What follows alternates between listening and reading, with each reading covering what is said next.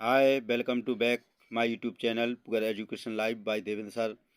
जो आज आपके लिए लाया है, आपको बहुत ही चौंकाने वाले वर्ड्स लेके आए हैं, जो आप इनको पढ़कर बहुत ही आसानी से कुछ सीखने वाले हो।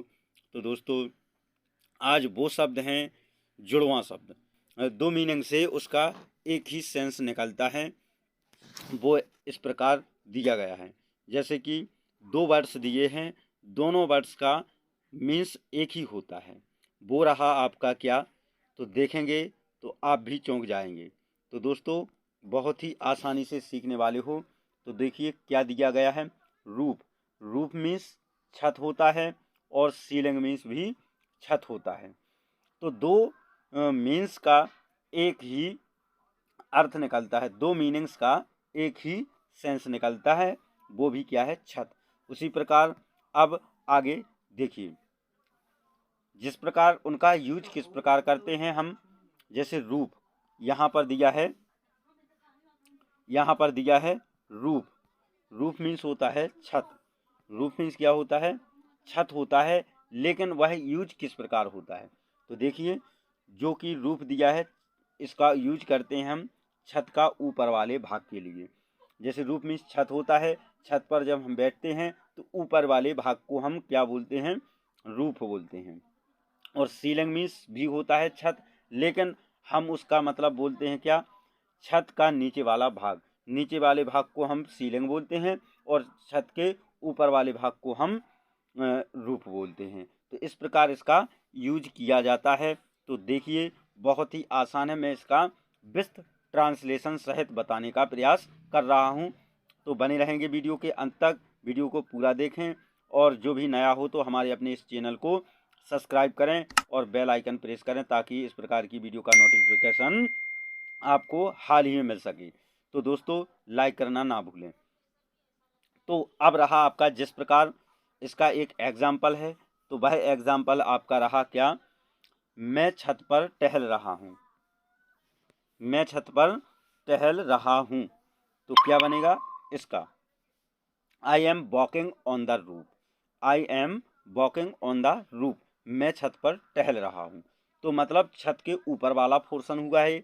और इस प्रकार जैसे कि हमको मतलब निचले वाले पोर्शन के लिए बोलना है, तो क्या बोलेंगे, पंखा छत पर लगा हुआ है। मतलब छत पर लगा है, मतलब निचले भाग वाले पोर्शन पर बताने का प्रयास किया जा रहा है इस सेंटेंस के माध्यम से।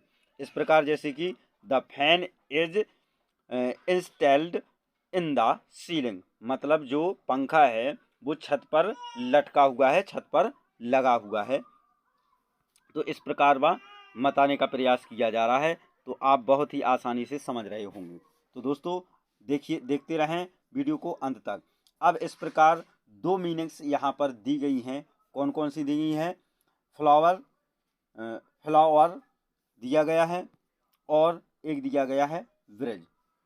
Flower, fly over. Fly over, और फ्लाई ओवर का मतलब होता है पुल, और ब्रिज का मतलब होता है पुल। तो दोनों मतलब का, दोनों मीनिंग्स का एक ही सेंस निकलता है, वो रहा आपका पुल। उसी प्रकार देखते रहें वीडियो को पूरा, आपको पूरी तरीके से समझ में आ जाएगा। जो भी इंग्लिश पढ़ना नहीं जानते हैं, तो वह पढ़ना सीख जाएंगे। तो देखिए, अब यहाँ पर बताया गया है फ्लावर। फ्लावर मतलब सड़क के ऊपर वाला पुल, जो कि जो फ्लावर होता है, फ्लावर, तो वह ऊपर वाला जो पुल होता है, ऊपर वाला भाग होता है। और ब्रिज, ब्रिज का मतलब होता है पानी के ऊपर पुल, मतलब पानी है, पानी के ऊपर निर्माण हुआ है वह पुल, उसको बोलते हैं पानी के ऊपर वाला पुल। और जो सड़क के ऊपर वाला पुल है, उसको फ्लावर बोलते हैं। दोस्तों, इसी का हम बताएंगे आपको सेंटेंस। इस प्रकार है, देखिए, जैसे जैसे क्या दिया है यहाँ पर, this flowers is too long, यह पुल बहुत लंबा है। मतलब यहाँ स्ट्रेंथ बताई जा रही है इसमें। और इसमें क्या दिया है, दूसरा वाला एग्जाम्पल दिया है, this bridge is too long, यह पुल बहुत लंबा है। तो मतलब इसमें भी क्या बताया गया है, इसका मतलब एक वर्णन किया गया है इस पुल को मतलब ये पुल उस ऊपर वाले हिस्से को मतलब बता रहे हैं, और जब निचले वाले को बता रहे हैं तो पुल इतना लंबा है, वो पानी से ऊपर है तो वह लंबा है। इस प्रकार यहाँ पर बताया गया है। तो दोस्तों बहुत ही आसान तरीके से हम इंग्लिश पढ़ना और उसके मीन्स को समझना हमारे लिए बहुत ज़रूरी है, क्योंकि मीनिंग्स नहीं आती है तो आप उसका सेंस नहीं लगा पाएंगे। तो English depend on the meanings but not depend on the grammar. English meaning पर निर्भर करती है, हालांकि उतना अधिक ग्रामर पे नहीं। तो हमारे लिए ग्रामर भी ज़रूरी है। ग्रामर से हमको उसका हर चीज़ समझ में आ जाता है। हमको मेंस उनका हेल्पिंग वर्ब हैं जो, इनसे हमारे लिए पता चल जाता है इस वाक्य का है, इस समय की बात हो रही है। टेंस भी हमारे लिए ज़रूरी है, ग्रामर भी ज़रूरी है, लेकिन उससे कई गुना या कुछ अधिक हमारे लिए मीनिंग इम्पॉर्टेंट है। तो दोस्तों देखते रहें वीडियो को पूरा, ताकि आपको समझ में आ सके। अब यहाँ पर टू मीनिंग्स और दिए हैं। टू मीनिंग्स का मीन्स एक ही दिया है, जैसे कि स्विम और फ्लॉट। स्विम मीन्स होता है तैरना, ठीक है दोस्तों, और फ्लॉट मीन्स भी होता है तैरना। तो एक मतलब एक अर्थ का दो मीनिंग है, एक मीन्स का दो मीनिंग्स हैं।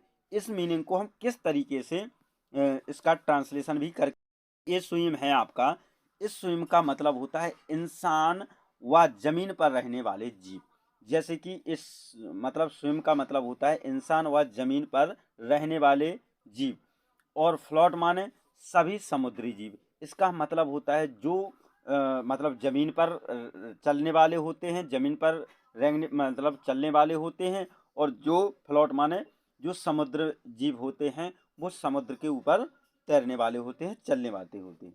उसके लिए इन दोनों मीनिंग के लिए इस प्रकार से बताया गया है। उसी प्रकार हम आपको इनका विथ ट्रांसलेशन सहित आपको बताएंगे। तो इस प्रकार जैसे कि यहाँ पर फॉर एग्जाम्पल हमने बताया है आपको, आई एम स्विमिंग, मैं तैर रहा हूँ। मतलब कि कहाँ पर तैर रहा हूँ, एक मतलब ऊपर या ऊपरी सतह पर तैर रहा हूँ, मैं तैर रहा हूँ। और यहाँ पर है फिश इज फ्लोटिंग। अब यहाँ पर ह्यूमन का हुआ है, ह्यूमन का हुआ है, यहाँ पर मतलब जीव का मतलब हुआ है बात। यहाँ पर ह्यूमन की बात हो रही है, जो ह्यूमन पानी के ऊपर तैरता है, और जीव जो पानी के ऊपर तैरते हैं। यहाँ पर जीवों के बारे में बात हुआ, यहाँ पर ह्यूमन के बारे में बात हुआ। तो एक ही मीन्स के दो सेंस होते हैं। अब देखिए इस प्रकार आपको और भी यहाँ पर अच्छे अच्छे आपको वर्ड, बहुत ही सुंदर आश्चर्यचकित होने वाले जो शब्द हैं आपको यहाँ पर मिलने वाले हैं। तो दोस्तों बने रहेंगे वीडियो के अंत तक, और वीडियो को पूरा देखते रहें ताकि आपको समझ में आ सके। तो दोस्तों अब यहाँ पर कीप मीन्स होता है रखना, और पुट मीन्स भी होता है रखना।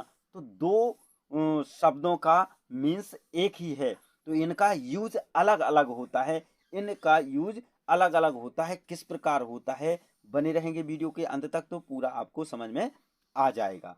तो दोस्तों देखिए इस प्रकार, जैसे कीप का मतलब होता है हाथ से नीचे रखना। मतलब हाथ से नीचे रखना उस वस्तु को बोलते हैं, वहाँ पर यूज होती है कीप। और पुट एक जगह से दूसरी जगह रखना, यहाँ पर पुट का यूज होता है। समझ में आया ना दोस्तों। कीप का यूज होता है हाथ से नीचे रखना, कोई भी वस्तु को आप उठा करके नीचे रखना तो वहाँ पर कीप लगता है। और पुट एक जगह से दूसरी जगह को रख देना उस वस्तु को, तो वहाँ पर यूज होता है पुट। ठीक है ना दोस्तों। उसी प्रकार हम आपको इसका एग्जाम्पल भी बता रहे हैं, तो देखते रहें वीडियो को, और जो भी नया हो तो जल्द ही सब्सक्राइब कर दें, ताकि आपको इस प्रकार की वीडियो को मतलब तत्काल मिलती रहे, और उसको बेल आइकन दबा दें, ताकि जल्द ही जो कोई मतलब जिस प्रकार की वीडियो बनी है तत्पश्चात आपके समीप इसका नोटिफिकेशन मिल जाए। तो दोस्तों देखिए अब एक एग्जाम्पल लिया है, देखिए बहुत ही आसान एग्जाम्पल आपको समझाने का प्रयास किया जा रहा है इस वीडियो के माध्यम से। तो दोस्तों यहाँ पर बताया है कीप का मतलब किस प्रकार होता है। तो देखिए दोस्तों बहुत ही आसान तरीके से बताया, अपना मोबाइल यहाँ रख दो। मतलब जो कुछ भी चीज़ है अपने हाथ से लेकर रखना है, तो यहाँ पर यूज होगा कीप का। कीप किस प्रकार यूज होगा, कीप योर मोबाइल हेयर, मतलब रखो, कीप मीन्स रखो, योर मोबाइल मीन्स अपना मोबाइल, हेयर मीन्स यहाँ, तो अपना मोबाइल यहाँ रख दो, यहाँ यूज होगा अपने हाथ से कोई सामान को नीचे रखने के लिए।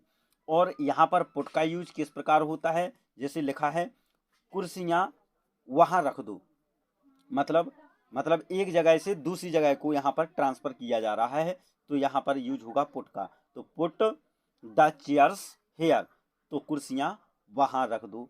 बहुत ही आसान तरीके से आप लोगों को समझ में आ गया है दोस्तों। तो हमने पिछली वीडियो में भी आपको बताया है, AEIO का प्रयोग बताया है, और मतलब कॉन्सोनेंट के प्रयोग बताए हैं आपको। ए और ई आ जाए तो क्या बनता है, IOU आ जाए, मतलब आई और ए आ जाए तो क्या बनता है, AI आ जाए तो क्या बनता है, मैंने पिछली वीडियो में आपको बताया है। तो आप लोग हमारे कमेंट बॉक्स में जा कर के मतलब हमारे डिस्क्रिप्शन में जा कर के आप उस वीडियो को देख सकते हैं, वहाँ पर हमने डिस्क्रिप्शन में लिंक दी है, उस लिंक से आप देखकर पढ़ सकते हैं। और दोस्तों जो कुछ समझ में ना आए तो हमें बिल्कुल आप बता सकते हैं कमेंट बॉक्स में लिख करके, ताकि हम आपकी हर समस्या का समाधान आसानी से कर सकें दोस्तों। तो चलते हैं अगले। तो देखिए अब यहाँ पर हमने ये चीज़ें बता दी हैं, तो अब हमें विश्वास है कि आप लोग बहुत ही आसानी से सीख गए होंगे कहाँ कौन चीज़ यूज होती है। और दो वर्ड्स का एक सेंस होता है, जैसे की पुट दो दिया है, यहाँ पर इसका रखना ही एक सेंस होता है, उस प्रकार आपको समझ में आ चुका होगा। तो दोस्तों आज की वीडियो में है इतना ही फिलहाल, तो मिलते हैं नेक्स्ट अगली वीडियो में। तो तब तक के लिए बाय।